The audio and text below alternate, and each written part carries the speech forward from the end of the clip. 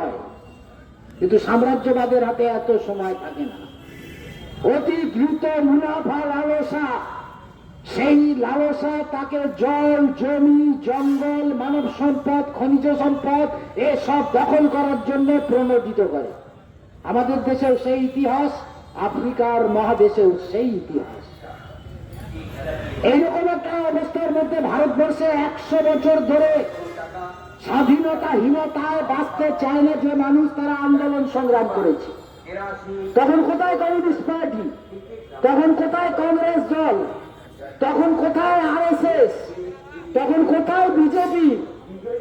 মানুষ মানুষের অধিকার রক্ষার জন্য জল, জমি, জঙ্গল, খাদ্য, পোশাক, পরিচ্ছদ, ভাষা, বাক স্বাধীনতা, নাগরিক স্বাধীনতা তা রক্ষা করার জন্য লড়াই করেছে। 1857 সালের পর থেকে আরেকটা পর্যায় ইতিহাসে 1905 সাল পর্যন্ত।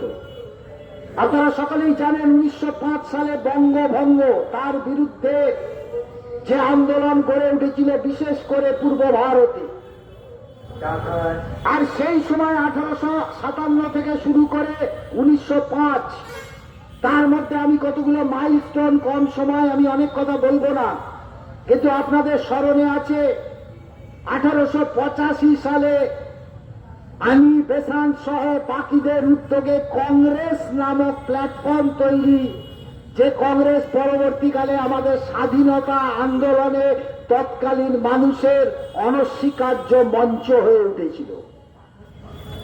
1885 সালের কংগ্রেস দাদাভাই নওরোজি থেকে শুরু করে আমাদের দেশের অজস্র নেতৃত্ব, এই নেতৃত্বের কথা ইতিহাসে আছে, যারা সেই সময়ে একসাথে সংগঠিত হয়ে ব্রিটিশ একচেটিয়া ভাবে তারা যে শাসন করছে, তারা এখানকার উৎপাদন, সেই উৎপাদন মানুষকে দিয়ে করিয়ে তার মুনাফা তুলে নিয়ে চলে যাচ্ছে, তার বিরুদ্ধে দাঁড়িয়ে নিজেদের স্বর ওঠাতে শুরু করেছিলেন। কিন্তু তখনও ইতিহাসের বইতে দেখবেন এই স্বরের চেহারাটা ছিল, বৈশিষ্ট্যটা ছিল আবেদন নিবেদনের মাধ্যমে সরকারের কাছ থেকে, ব্রিটিশ সরকারের কাছ থেকে কি কি ভারতবাসীর জন্য আদায় করা যায়, সেই পদ্ধতি ধরে অনেক দিন তৎকালীন কংগ্রেসকে চলতে হয়েছিল। এটা কোনো অপরাধ না। যে ইংরেজ সাম্রাজ্যের সূর্য অস্তমিত যেত না, অজস্র দেশে যাদের সাম্রাজ্য, সেই প্রবল পরাক্রমশালী ইংরেজের বিরুদ্ধে কেবল একটা রাজনৈতিক দল তৈরি করলেই কংগ্রেস সব রকম ভাবে আন্দোলন সংগ্রাম গড়ে তোলার মতো ক্ষমতাধর ছিল না। স্বাভাবিক কারণেই আবেদন নিবেদন পরবর্তীকালে কংগ্রেসের মধ্যে এসে ঢুকেছিল, আপনারা জানেন, নরম পন্থা এবং চরম পন্থা। এই যে 1885 সাল থেকে 1905 বঙ্গভঙ্গ, ইতিমধ্যেই 1848 সালে কমিউনিস্ট ম্যানিফেস্টো রচনা হয়ে গেছে।